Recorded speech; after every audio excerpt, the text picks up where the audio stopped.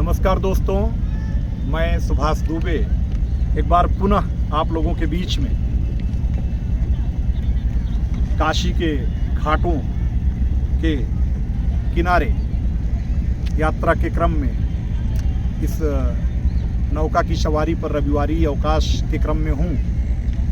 थोड़ा प्रकृति के विहंगम दृश्य को हम देखें। भगवान अंशुमाली, भगवान दिनकर सूर्य इस समय अस्ताचलगामी है। ऐसा लगता है कि जैसे उदयाचलगामी भी हो रहे हों।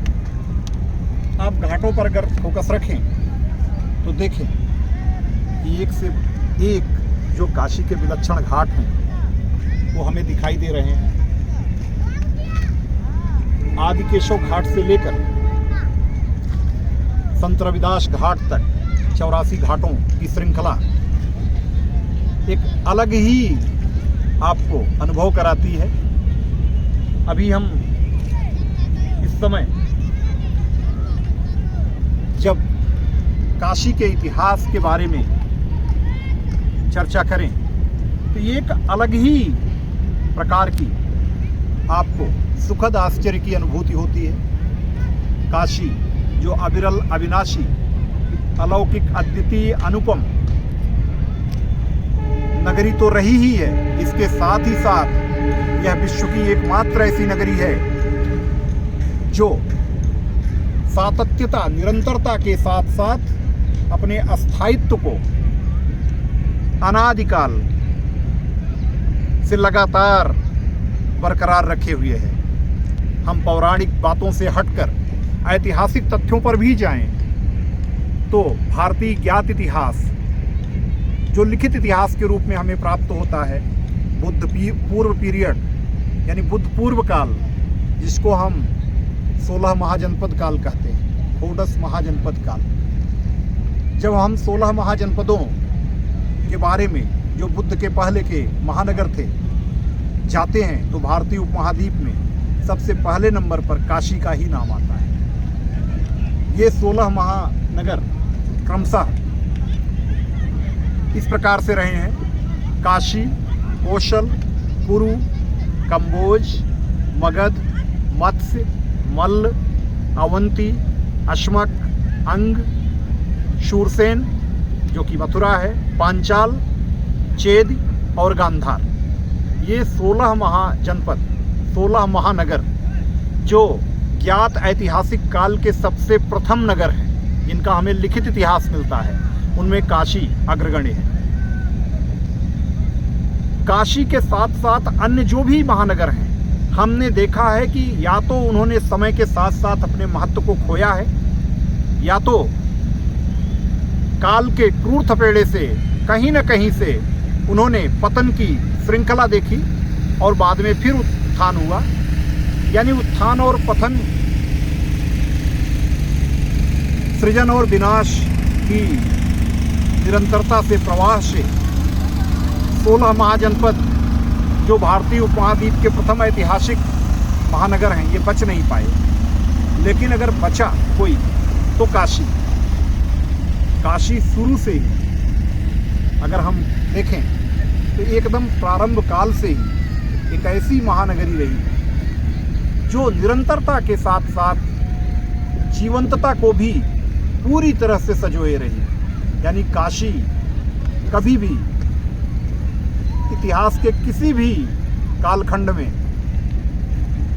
किसी भी रूप में ध्वंसावशेष के रूप में परिवर्तित नहीं हुई।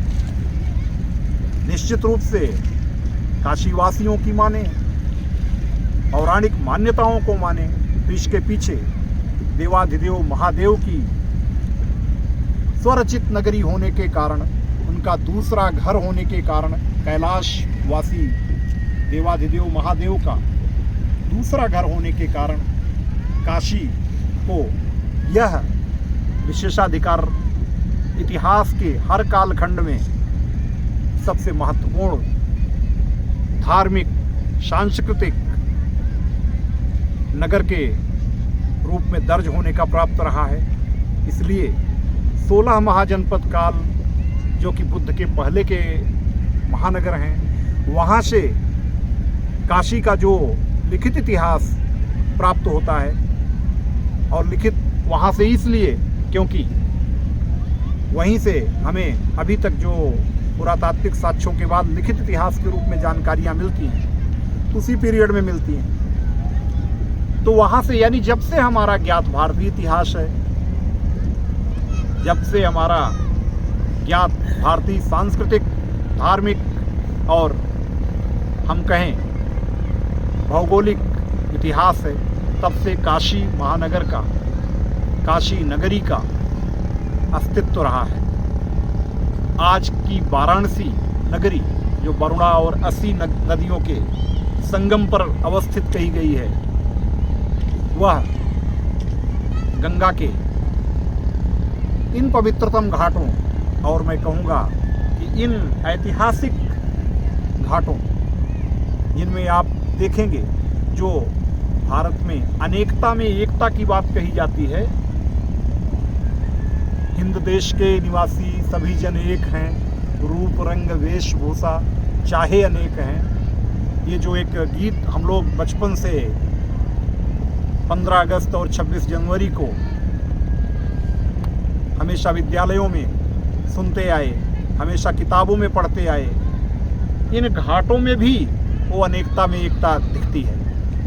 आप देख सकते हैं कि लगभग भारत के सभी प्रमुख राज्य, देशी रियासतों के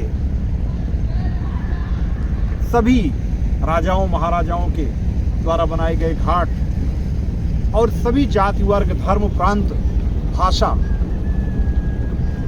से ओतप्रोत घाट आपके इन 84 घाटों की श्रृंखला में काशी में मिलेंगे। निश्चित रूप से काशी न केवल देश की राजनीतिक और धार्मिक एकता का प्रतिबिंब है, अपितु भारत राष्ट्र की सांस्कृतिक चेतना का सबसे सजीव चित्रण काशी ही है। इसमें कोई भी अतिशयोक्ति नहीं है, कोई संदेह नहीं है। आप सब लोगों को काशी के ज्ञात इतिहास से लेकर अब तक का इतिहास एक अलग श्रृंखला में हम जरूर किसी दिन बताएंगे, क्योंकि इतिहास के विद्यार्थी हैं और कहीं न कहीं से काशी को लेकर आप कह सकते हो कि मन में पहले से भी बहुत लगाव रहा है। तो महादेव की नगरी में जो समय हम लोगों को सेवा भाव से प्रशासनिक दायित्वों को निर्वहन करने का मिला है, उस कड़ी में जब भी अवकाश के पल मिलते हैं, मन इन्हीं घाटों की ओर स्वतः खिंचा चला आता है।